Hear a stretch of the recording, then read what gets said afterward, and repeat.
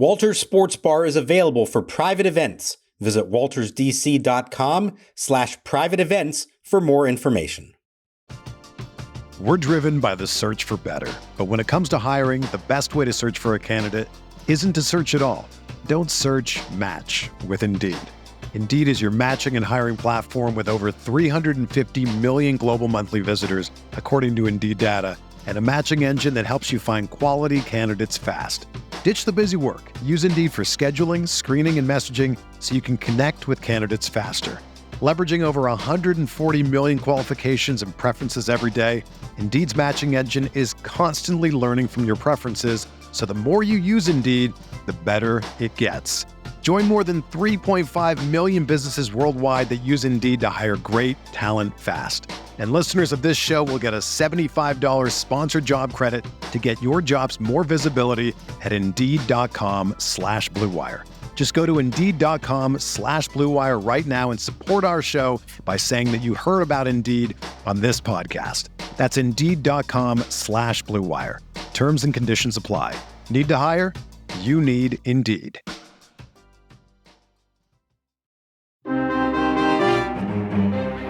Parker sets, kicks, delivers, swing a line drive left field. That's a base hit off the fastball. Scoring from third is Duran. Stopping at second is Carter. And on at first with a single and his 21st run bat into the year is Marcus Semien. And it's now a 3-run inning for the Rangers. It's Texas 3 and Washington nothing. He kicks, he delivers in a swing and a line drive. Base hit past the sprawling Meneses and toward the right field line. Alex Call to get to it. Scoring from third is Heim, rounding third, and coming in to score is Josh Smith. It's a single to right and 2 runs batted in for Travis Jankowski. And the Rangers have broken the game open with 3 runs here in the bottom of the 8th inning. It's now Texas 6 and Washington nothing.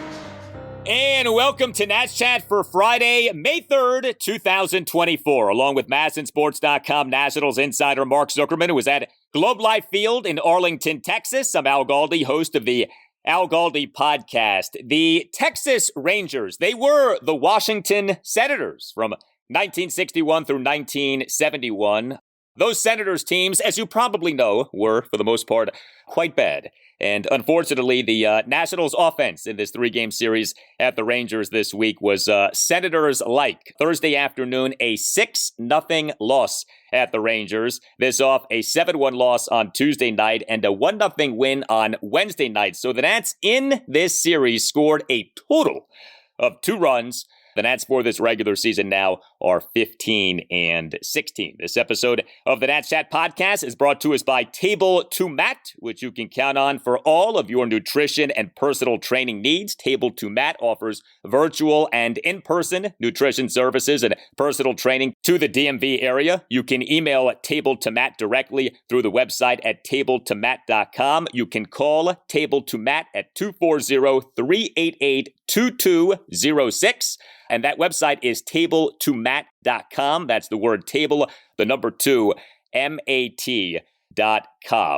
Mark, the Nats in their 4-game sweep at the Miami Marlins scored 30 runs over the final 3 games. The Nats, in losing 2 of 3 games at the Rangers, scored just the 2 runs over the 3 games. You know, you think about it, it's actually impressive that the Nats scored just 2 runs over the 3 games in this series and did not get swept. That the Nats won a game is actually something in which you can perhaps take some solace. Yeah, 100%. I think this would be a very different conversation today if they had not pulled off that really impressive 1-0 victory on Wednesday night. But I think this is why we said at the end of the Marlins series, you got to be careful not to read too much into that, given who the opponent was. And I think maybe on the flip side of that, you hopefully don't want to read too much into this one. You want to believe that maybe facing the defending World Series champs who got some outstanding pitching in this series, that's not necessarily an indication really of where the Nats are. If this is where they are offensively, this is going to be a problem going on for a while. Clearly, they are struggling right now.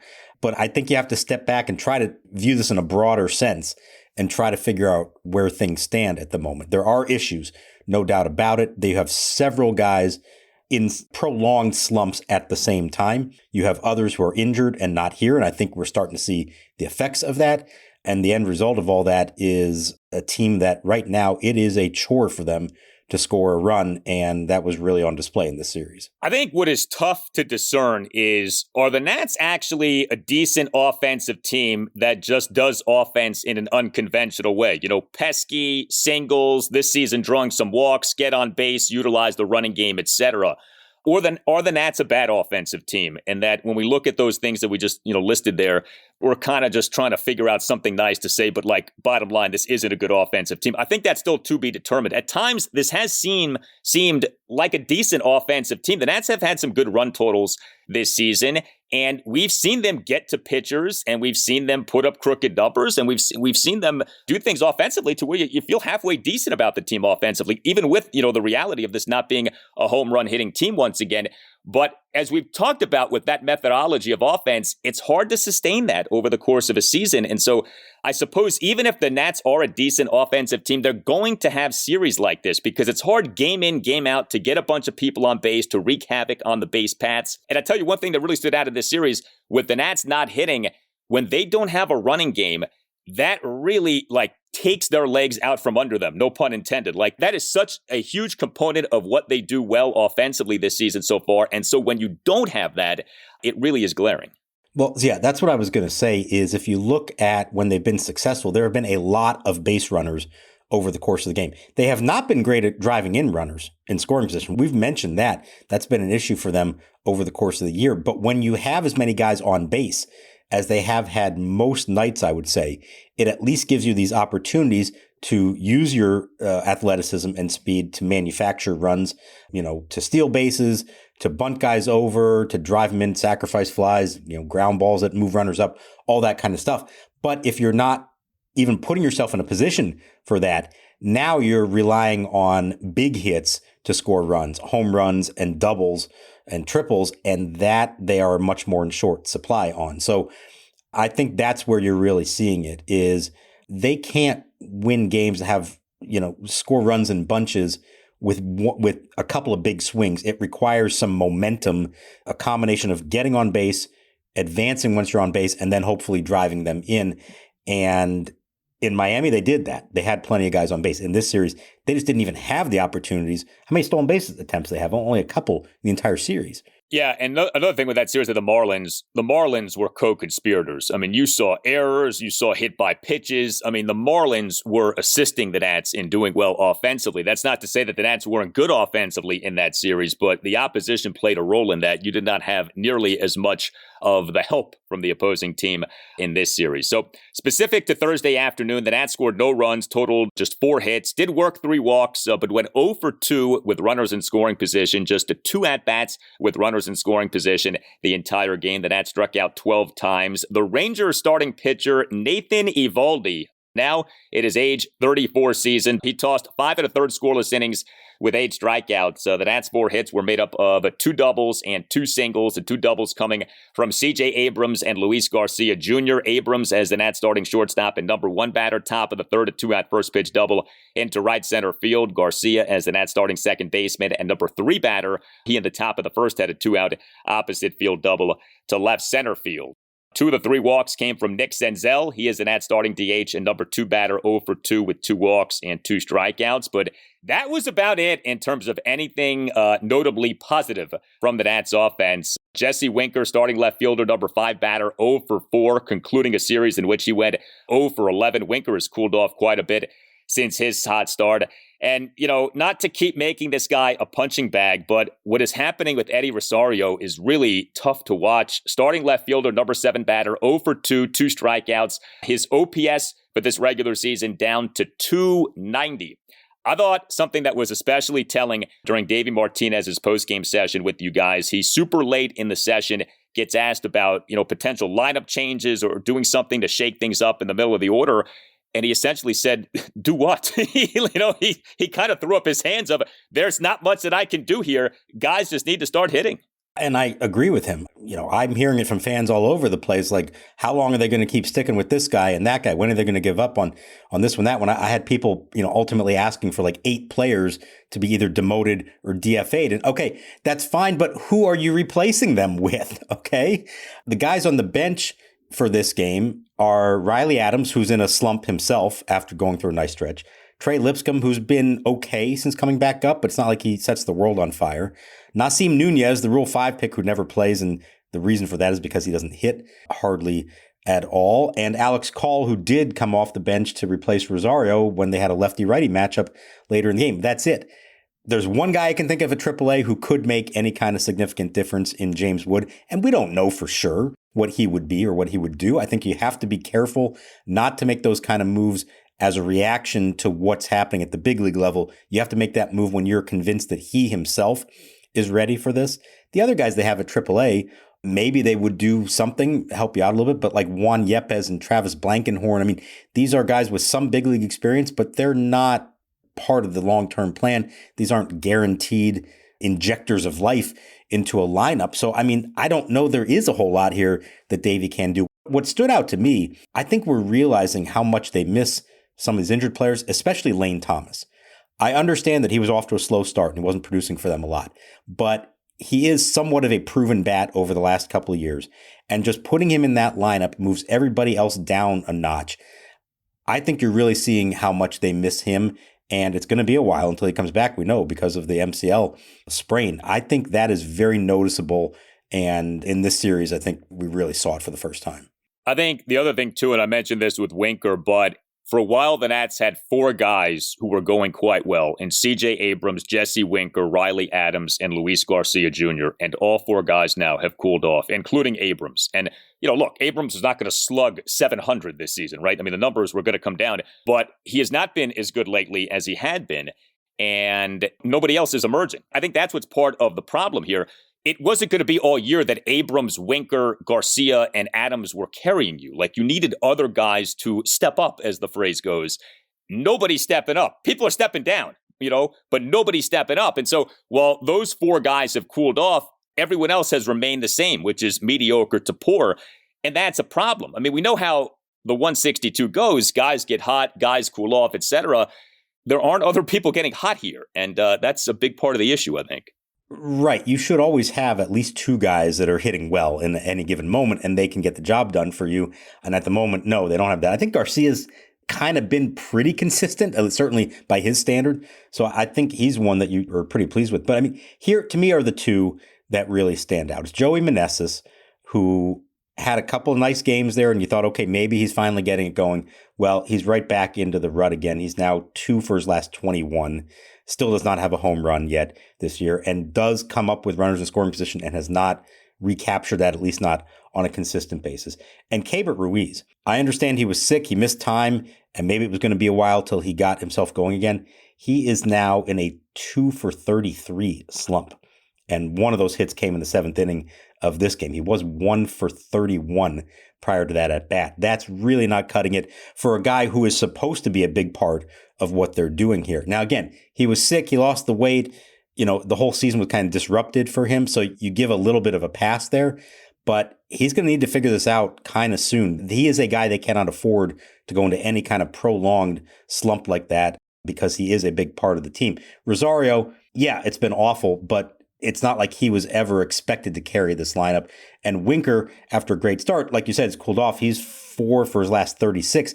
But let's be realistic. What did we really think Jesse Winker was going to be for this team? So to me, Ruiz and Meneses right now are the 2 that I'm really focusing on. Going to be really interesting with this Nats schedule. The Nats are in the midst of playing all of these American League teams, which is so bizarre, but that's the way that the schedule is now.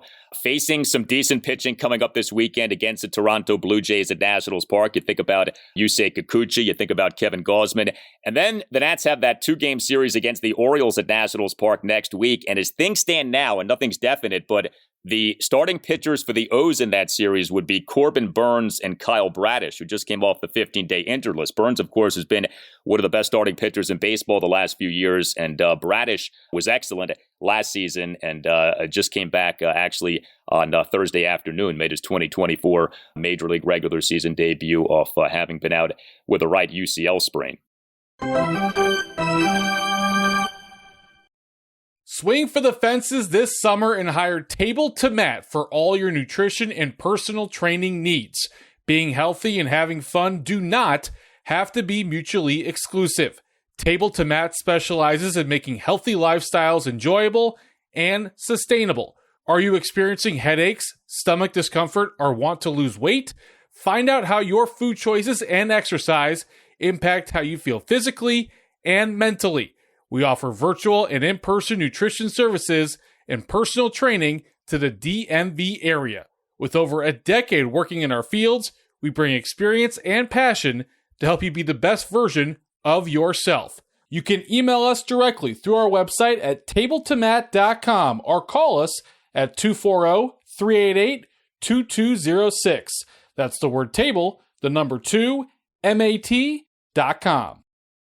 Hey guys, it's Al Galdi for Window Nation, which has another great deal for listeners of the Nats Chat podcast. 50% off all window styles plus 0% interest for 5 years and an additional bonus if you schedule an appointment this week. This offer is good throughout this month of May. Window Nation windows are the best. Increase the value, look, and feel of your home. Call 866-90-NATION or visit windownation.com and tell Window Nation that you want the deal that you heard about from Al Galdi on the Nats Chat podcast. Window Nation can install your new windows in a day or less. Window Nation's windows come with a lifetime warranty. Get a free, no obligation quote now. Call 866-90-NATION or visit windownation.com. That's 866-90-NATION or windownation.com and tell Window Nation that Al Galdi sent ya.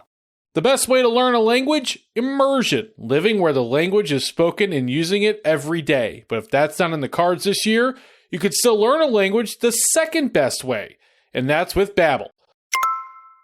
Babbel's quick 10-minute lessons are handcrafted by over 200 language experts to help you start speaking a new language in as little as 3 weeks. Here's a special deal for our listeners. Right now, get up to 60% off your Babbel subscription, but only for our listeners for a limited time at babbel.com/natschat. Get up to 60% off at babbel.com/natschat. That's spelled BABBEL.com/natschat. Rules and restrictions may apply. Parker to the bell. The lefty deal, swinging a hard hit grounder off the glove of Meneses. Fielded by Garcia, now throwing to first. It's too late. A run scores. Smith across the plate, over to third. On the plate goes Duran, and the Rangers lead 2-0. The Nats' starting pitcher in this 6-0 loss at the Rangers on Thursday afternoon was Mitchell Parker. 3 runs in 5 1/3 innings. He gave up 6 hits, which were 2 doubles and 4 singles. He issued 2 walks and a wild pitch. He did have 5 strikeouts. He did throw a lot of strikes, 83 pitches, 56 strikes versus 27 balls. All 3 of the runs that Parker allowed came in the bottom of the second, during which he allowed 3 runs on a double, 3 singles, and a walk. Now, one of the singles was a 2-out RBI infield single by the Rangers' number 9 batter, Evan Carter, on a hot shot grounder that went off first baseman Joey Meneses. Although the ball had an exit velocity of 106.3 miles per hour. However, you, during the Davey Martinez postgame session with reporters, asked Davey about that play, and I was surprised by Davey's answer. He said that he felt that Meneses should have made that play. Yeah, so watching it live, I did think, oh boy, that's a play you'd like to make. Then I saw the exit velocity too and said, all right, that's not the easiest play in the world coming at you that hot. And what struck me was that Davey, in just talking about Mitchell Parker before there was a question about that, said, I thought he, in my mind, he only gave up 1 run. And I'm thinking to myself, okay, well, he actually gave up 3, so why are you saying only 1? And I thought, well, is he trying to suggest that the inning should have been over if Meneses makes that play? So that's why I asked him, and he said, yeah. I think this is the fascinating part of defense in the big leagues. It goes down as a hit. It should be a hit, but it's a play that could have been made. And you'd like to think that a good first baseman can make that play and bail out your pitcher and help him out. So I don't think you can get too down on Meneses for not making that play. But on a day when they needed everything to go right, it would have been really nice to make that play and help out Parker and help his final line look a whole lot better. We know Meneses' defense is not going to be his strong suit. I don't know if Joey Gallo makes that play or not. I don't know if Dom Smith makes that play or not. But it was one of those gray area, like, yes, hot shot, deserves to be ruled as a hit, but it's a play that could have been made and wasn't. It's interesting. I think if you ask most people Have the Nats played good defense this season? I think most people probably would say yes. The Nats, though, came into Thursday 26 out of 30 major league teams in defensive runs saved for the regular season. Now, defensive runs saved is not gospel, and I think most people in baseball will tell you got to be careful with the publicly available defensive metrics because a lot of teams use proprietary metrics because the publicly available metrics aren't necessarily the best. But that does stand out that the defense, once again, is not rating well. It feels like every year we talk about the defense maybe being better, hopefully being better, and yet the advanced metrics are almost like never kind to the Nats defense. So something there. I mean, I think when you give up a ball with an exit velocity of more than 106 miles per hour, I don't know. I think there's only so much that you can blame on the defense for that one. But, I don't think Parker was that bad. And you take a step back and you look at Mitchell Parker now, 4 starts since the Nats recalled him from AAA-Rochester on April 15th. His ERA is 2.53.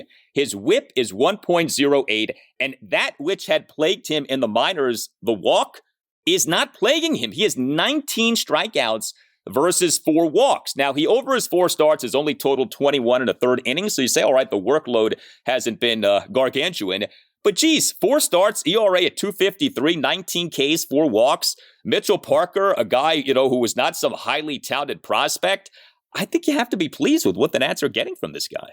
Oh, 100%. I mean, he went into the 6th inning in this one. He completed 7 innings in the game against the Astros. The 4-inning one against the Marlins kind of skewered those numbers somewhat. But you look at this and say, okay, if this is the kind of game that you can typically expect out of Mitchell Parker, I think most people would take that. I don't think anybody realistically looked at him and said, oh, wow, what he was for those first 2 games, this is who he's going to be for his career. He's going to be the new ace of the team. I think they all realistically know that deep down that's not who he is. But if he can consistently get you 5 innings, get into the 6th at times, and hold you to 3 runs or less, which is what he's done now in every single start, and throw strikes, that's a huge win for them as an organization, for somebody who was not expected to be here at this point. And I think we all had the same concerns going into that debut at Dodger Stadium, like, oh man, this kid could get lit up and this could get really ugly. And it was the exact opposite of that. So if this is him at his worst, 3 runs in 5 1/3, and it could have been only 1 run if a play's made behind him, I think everybody absolutely has to take that and be thrilled with it.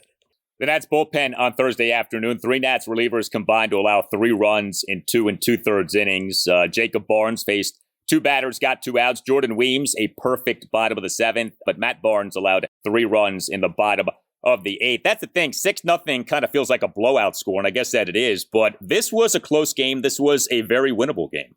Right. It's 3-0 most of the way, and all 3 of those runs, like we said, came in the 1 inning.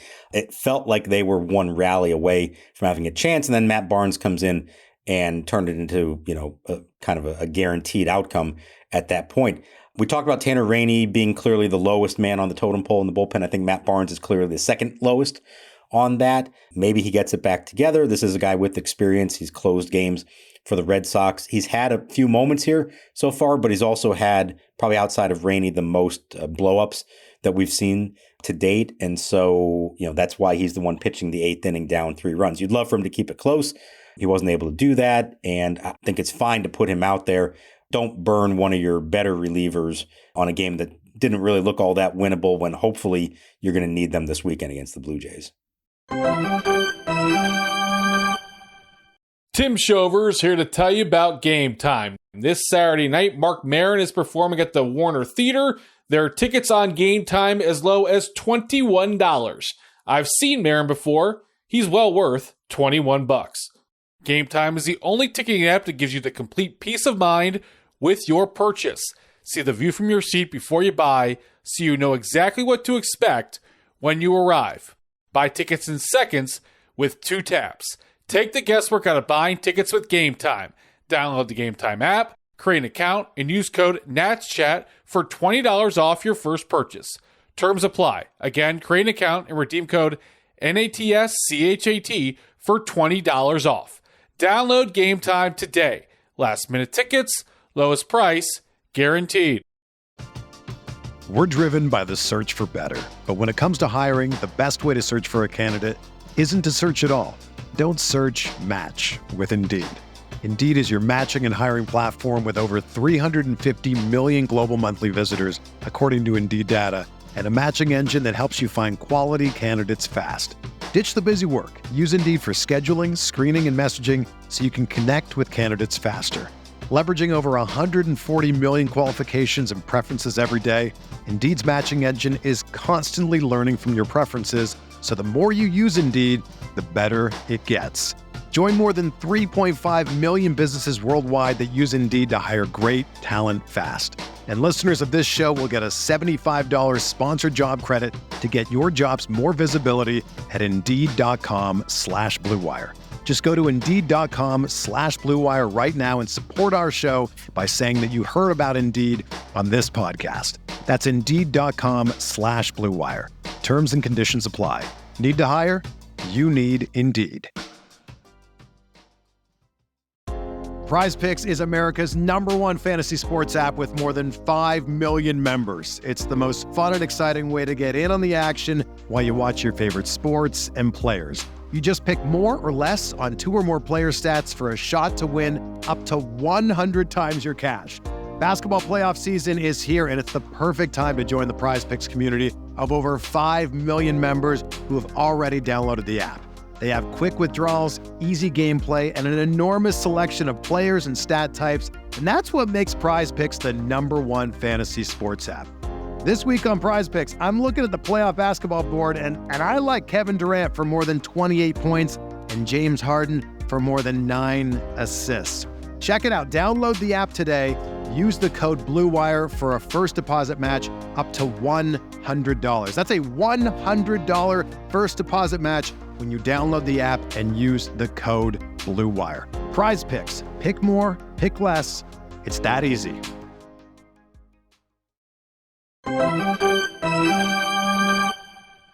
Pennsylvania as the 0-1 is driven in the air into left center field, and this is headed up the alley. Scoring from third is Hassel.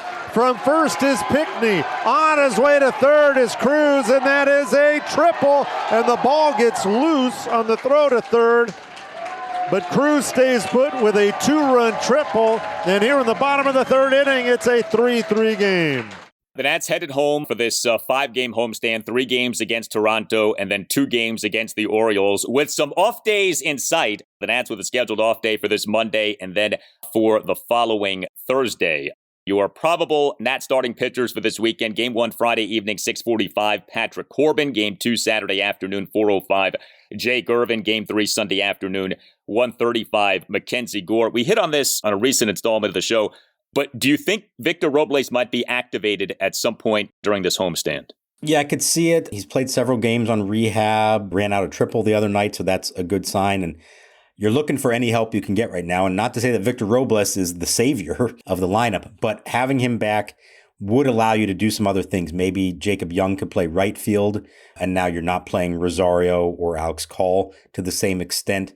So that might be a move we could see happen. He's the only one that's really on the verge of coming back. I don't see Gallo or Thomas coming back soon. And as far as the big name, I thought initially maybe there was a chance we'd see him by now. I don't necessarily get the sense that that's in the works. And I would like to believe that if the Nats are going to make that move and call up one of their top prospects, they would want to hype that up a little bit and not just spring it on everyone at 3 o'clock in the afternoon before a 6:45 game. So barring something unexpected here, I guess we're not going to see James Wood quite yet. Well, I would say a few things. Number one, and you hit on this earlier, but that the Nats are struggling offensively right now should have no bearing on them calling up James Wood. You call him up when you think that he's ready to be called up. What Eddie Rosario and company are doing right now should have zero impact on what you do with James Wood. We did have this that came out on Thursday. So Baseball America's latest ranking of the top 100 prospects in baseball came out on Thursday. James Wood has surpassed Dylan Crews as the Nats' top prospect. James Wood now the number 5 prospect in all of baseball per Baseball America. Dylan Crews at number 7 and Brady House at number 50. We have not talked a ton about Crews. I think it's healthy to kind of let these things breathe instead of getting hyper-focused on every little thing that happens with these prospects. We know that Crews had been dealing with a hamstring.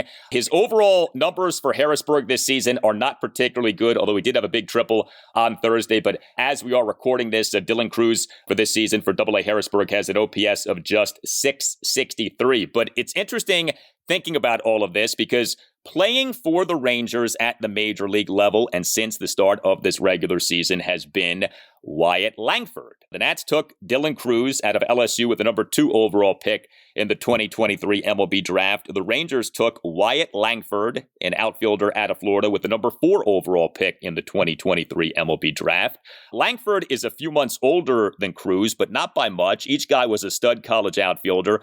Crews is at AA. Langford is already playing in the majors. Now, Langford's numbers are not particularly good. Langford, for this regular season, has an OPS of 603. So, there are all kinds of ways to cut the cookie, and there is no tried and true way.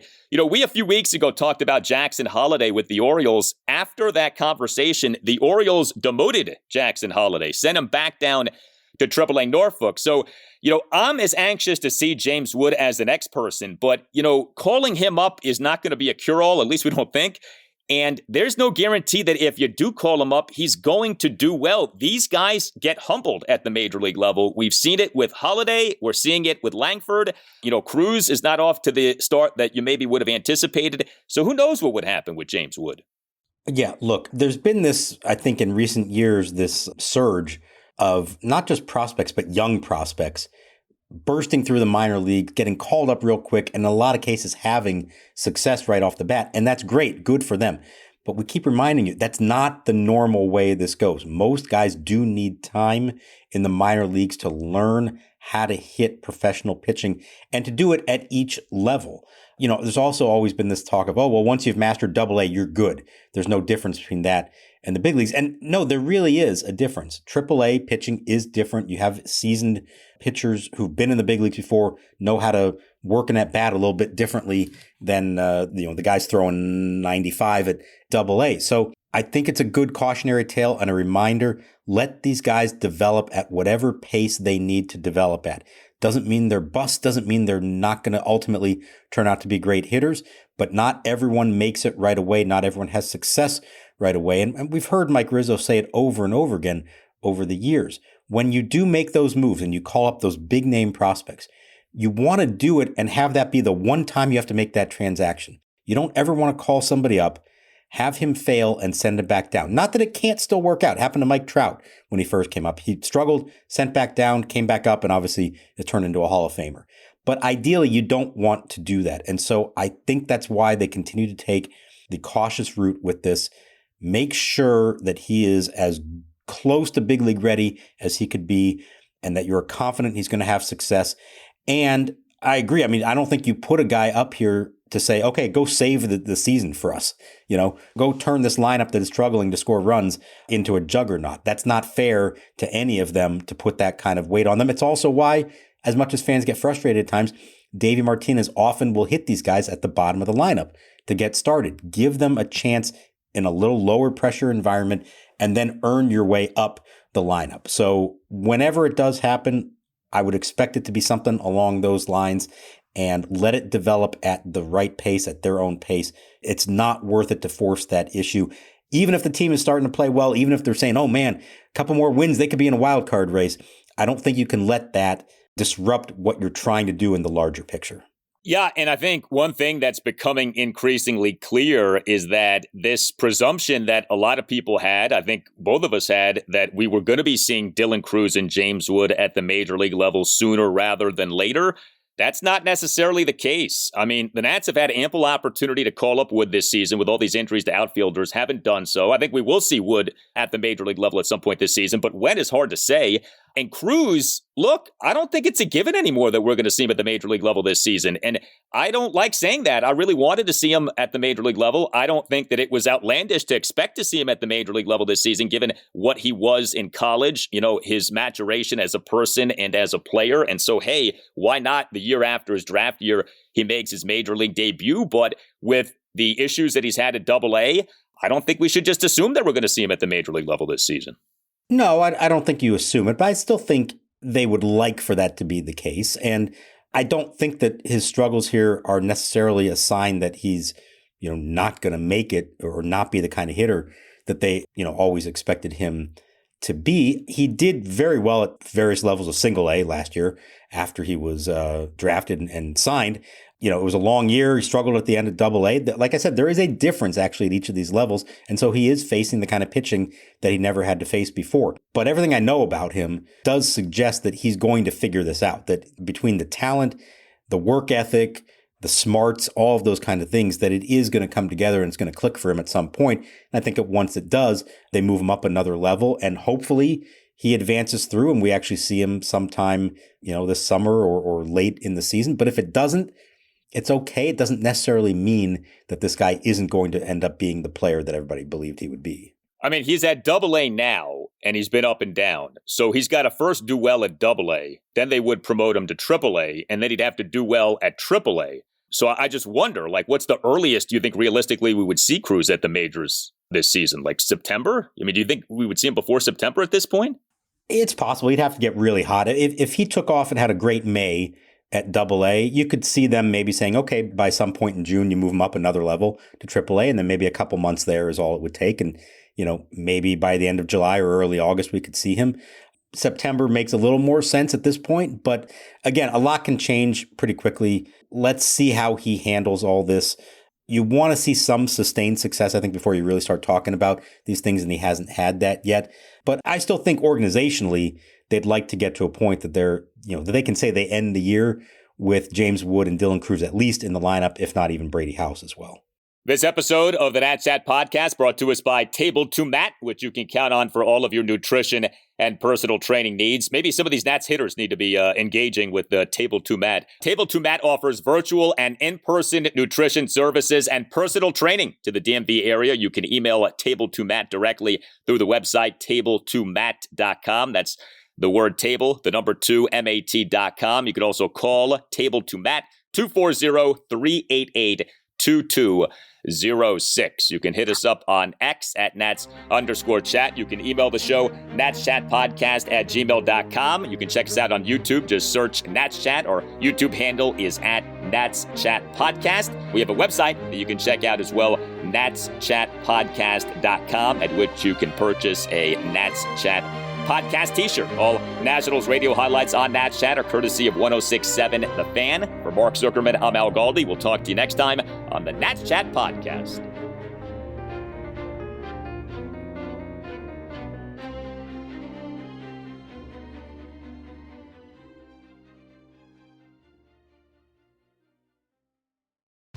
Whether you're a world-class athlete or a podcaster like me, we all understand the importance of mental and physical well-being and proper recovery for top-notch performance. That's why I'm excited that Unified Healing is sponsoring this podcast. Unified Healing is a new and super innovative global network of wellness centers powered by Energy Enhancement System, or EE System. If you haven't heard of the EE System, you'll want to listen up. This technology promotes wellness, deep relaxation, purification, and rejuvenation.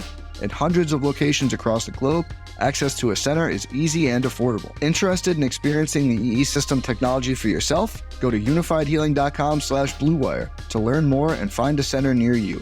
That's unifydhealing.com/bluewire. No material or testimonials on the Unified Healing website are intended to be viewed as medical advice or a substitute for professional medical advice, diagnosis, or treatment. Always seek the advice of your physician or other qualified healthcare provider with any questions you may have regarding a medical condition or treatment, and before undertaking a new healthcare regimen, including EE System.